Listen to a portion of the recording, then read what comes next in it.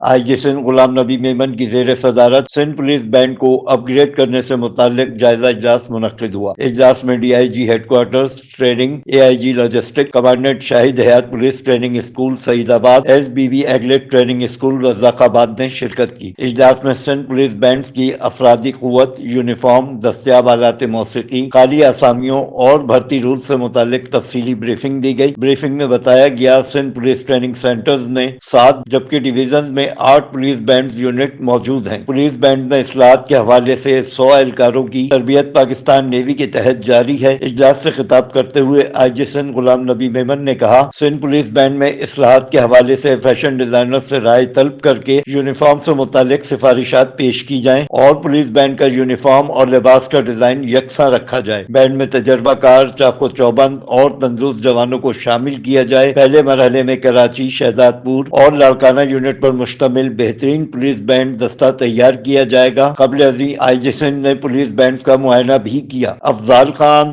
C110 news, Karachi. C110 news, خبر کی اصل خبر۔